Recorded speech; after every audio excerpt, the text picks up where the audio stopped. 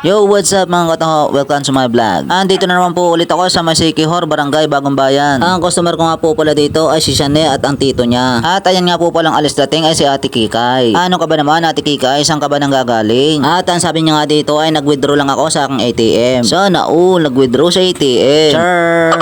Ang totoo po niya na hindi ko alam kung saan siya nanggaling. Ano ba naman kayo? Kailangan ba lahat ng customer ko ay alam ko kung saan nanggaling? At nandamay pa. At paspasa na nga po pala ako dyan. Ayun na nga po, tapos ko na silang sandukan dyan. Eka, bakit kaya si Ate Kikay ay tawan-tawa? Palaging tinatakpan niya ang mukha niya. Oops, ayan tuloy, nahulog na ang kanyang pera. Sus, ginanga, gandang bae, ayaw magpakita ng mukha sa camera.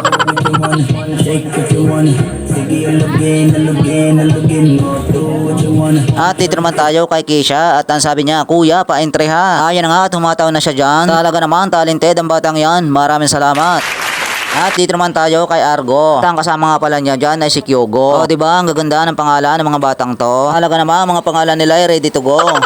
Teka, sino kaya nagbigay ng pangalan ng mga batang to? Siguro basta na lang nila pinulot yung pangalan niyan sa kanto. Ay nako, nakailam na naman ako. Bala ka dyan.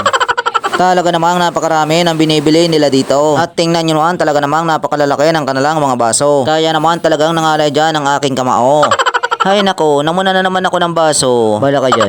Ayun na nga, tapos na bumili dyan si Tonggo. Abay, talaga namang unique ang pangalan ng mga batang to. Ay nako, nagpapasaway na naman ako. Baka pag tuminda ulit ako sa areang to, iba na ibigay nilang pangalan sa akin dito.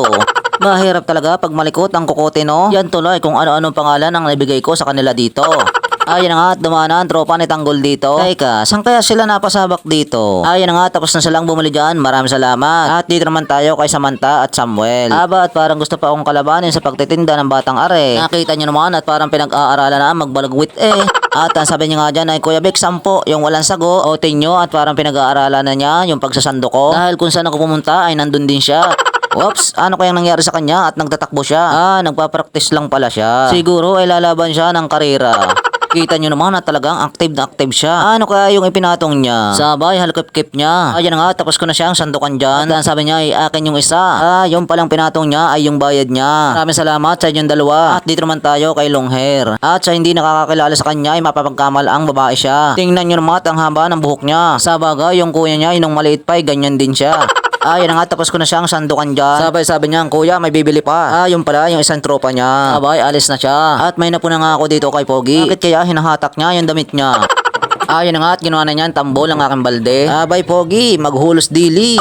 Sabay dating ni Tabatingching. Ayan nga, tapos na dyan bumili si Pogi. Ayan nga, at nagpalitan na sila ng taho dyan. Dahil nga nagkapalit-palit ang kanilang binili dyan. At dito naman tayo kay Ate Chechi. At ang sabi niya ay 5 at 15. Okay, so matotal 20 right away. At ang kanya sabi, Kuya, bilis eh. At yung sa kasamahan ko, ubos na eh.